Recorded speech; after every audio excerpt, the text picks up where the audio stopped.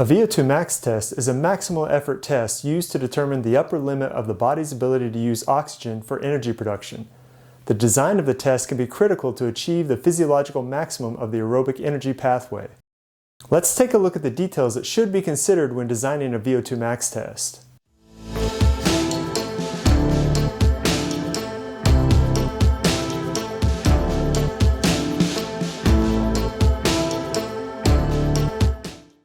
Finding the upper limits of a person's aerobic system can be achieved using a couple of different approaches: a graded exercise test or a supramaximal exercise test. The more common method is a graded exercise test, sometimes abbreviated as GXT.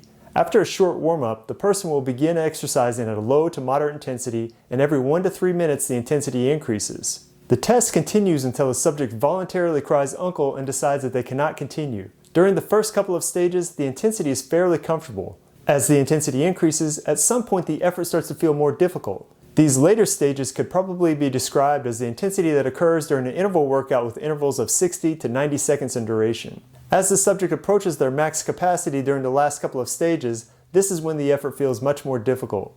Because of the gradual nature of the test, it's really not that bad initially, with only the last few minutes being difficult. For the subject, the recovery from a VO₂max test is probably easier than the recovery from a hard interval workout.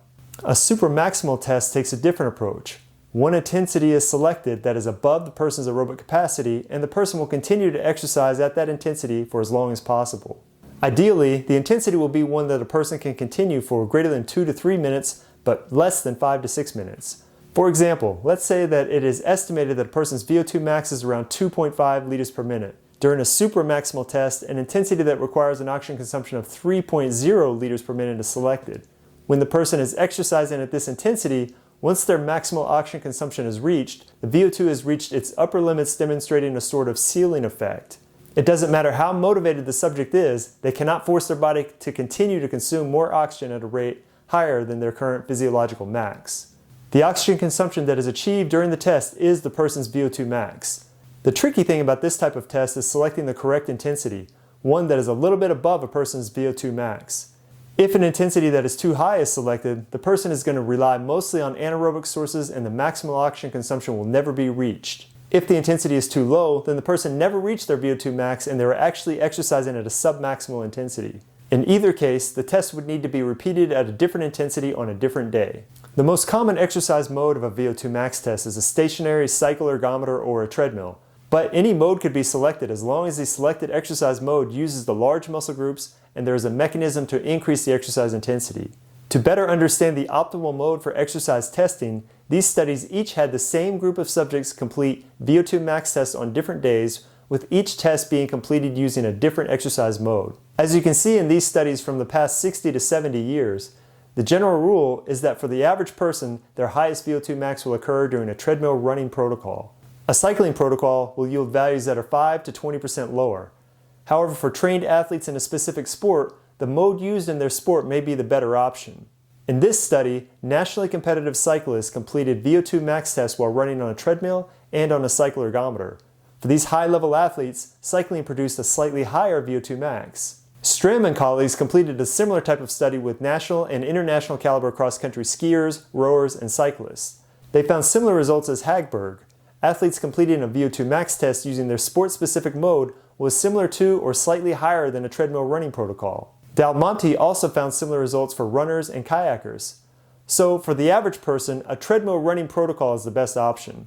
For trained athletes, select the exercise mode that is specific to their sport. The entire duration of the test is generally not excessively long.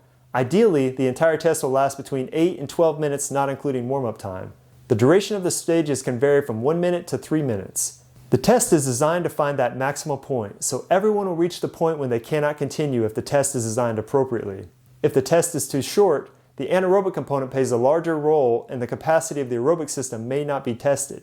If the test is too long, then fatigue may start to play a larger role and the test may end before the aerobic capacity has been reached. So what's the ideal stage length? In this study, a small group of subjects completed VO₂max tests on 4 different occasions, with each test occurring on a different day. The tests were designed so that the intensity was consistent, with the only variable that was different being the stage length. The stage lengths were 1 minute, 2 minutes, 3 minutes, and the fourth condition being a ramp protocol. During a ramp protocol, the intensity is changing continuously. Ramp protocols are completed on a magnetically brake cycle ergometer that can be programmed to gradually increase the intensity in small increments every second. In this example, the intensity increased by 1 watt every 2 seconds. The results of this study show that the stage length didn't really matter. There were no significant differences in VO2 max for any of the parameters among any of the 4 different protocols.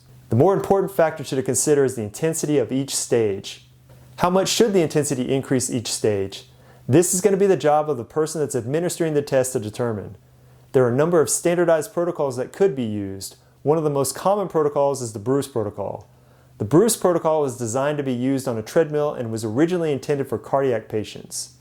The test has 3-minute stages with increases in both speed and grade throughout.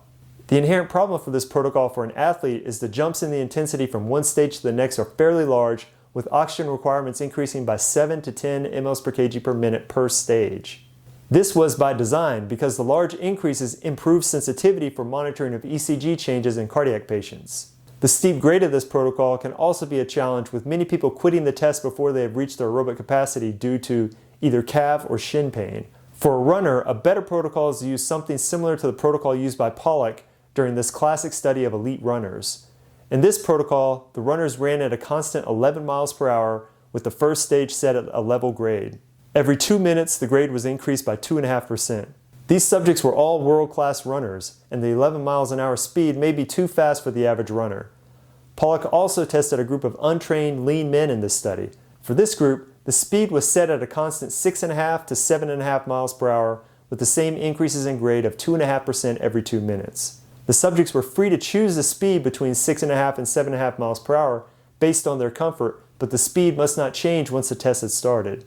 Bottom line is that as long as the stage increases are appropriate, there are countless protocols that may be appropriate for the individual. During the test, there are a number of different variables that are commonly measured. The most important variable is, of course, oxygen consumption.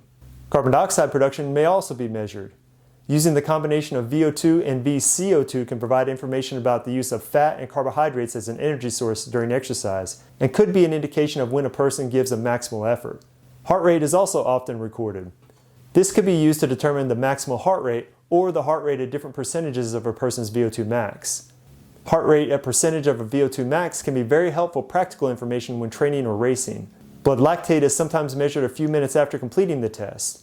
The peak blood lactate could be helpful in determining if the maximal effort was given during the test. Before beginning the test, it is very important that the equipment is calibrated for the variables that are measured, primarily ventilation and oxygen content. The ventilation is calibrated using a large syringe that has been carefully calibrated for a known volume. The air is forced through the flow meter at varying rates to simulate different volumes that may occur during the test. In this example, a 3-liter syringe is used, so the values during the calibration should be close to 3 liters at each different flow rate. If testing a person with a very high VO2 max when the maximal ventilation may be over 130 liters per minute, it is important to calibrate the flow meter at higher flow rates during the calibration procedures. The gas calibration typically uses a 2-point calibration, room air versus a known gas concentration from a compressed gas cylinder. The equipment should also be maintained regularly. Maintenance includes replacing the sample lines regularly, cleaning the flow meter screens, and replacing the oxygen sensors periodically. After completing the test, there are several different ways that the results of a VO2 max test may be expressed. VO2 is initially measured and reported as liters per minute. Expressing the VO2 as liters per minute is valuable information, but is not as useful when comparing the results between 2 different people. In this example, Jack is heavier and leaner than Jill. Jack's absolute VO2 max in liters per minute is higher than Jill's, but expressed relative to their body weights, their fitness levels are equal. Although they have the same relative fitness level, the larger person has a higher VO2 max in liters per minute than a smaller person because the larger person has larger lungs, a larger heart, larger muscles, more blood, etc. For comparison between 2 people, expressing the VO2 relative to body size is more appropriate. This could be done by expressing it in a number of ways, such as based on total body surface area, body mass, or body fat. The most common way to express it is based on body mass in milliliters of oxygen per kilogram of body mass per minute. But this is not necessarily the best way to express it. Expressing it relative to fat-free mass is ideal, but this is rarely done in the real world. In our example, when expressed relative to fat mass, Jill's VO2 max is higher than Jack's. This reflects the fact that she has less muscle tissue that is generating more energy by aerobic metabolism. Another way that VO2 is sometimes expressed is as METs, or metabolic equivalent. METs is simply a shorthand way of expressing the VO2 in mLs per kg per minute. 1 MET is equal to 3.5 milliliters of oxygen per kilogram of body mass per minute. So if a person is exercising at 11.2 METs, that is equivalent to a VO2 of 39.2 mLs per kg per minute. VO2 max is always reported per unit of time. The measurement is reported by taking the average VO2 over a period of time, usually per minute. The max value that is reported is the highest 1-minute average that occurred during the test, typically during the last stage of the test. I have occasionally seen it expressed per second, but this is usually in animal studies. For example, in this study, the authors estimated the VO2 max of the pronghorn antelope. Notice that the scale on the graph is milliliters per kilogram per second, with the body weight expressed on a logarithmic scale. In case you're interested, the authors found that when using the average mass of a pronghorn antelope of 32 kilograms, their VO2 max is estimated between 3.2 and 5.1 milliliters per kilogram per second. Using units that we're more familiar with, this is approximately 200 to 300 mLs per kg per minute. This animal could finish a marathon in under 40 minutes. For humans, the most common duration for reporting VO2 max is the highest average over 1 minute. It's acceptable to report VO2 max over 30 to 45 second averages, but anything less than 30 seconds isn't really acceptable. In this example, you can see how different VO2 max value is when expressed in different sampling rates. While all of these are real values that were measured during the VO2 max test, you can see that the VO2 max is inflated with shorter sampling rates. If expressed as the highest VO2 during a single breath, this example is over 10% higher than the 1-minute average. As you can see, there are a lot of factors to consider when designing a VO2 max test. Any of these details could have a big impact on the final VO2 max value, but the most important variable may be to be wary of a person who knows how to manipulate the data.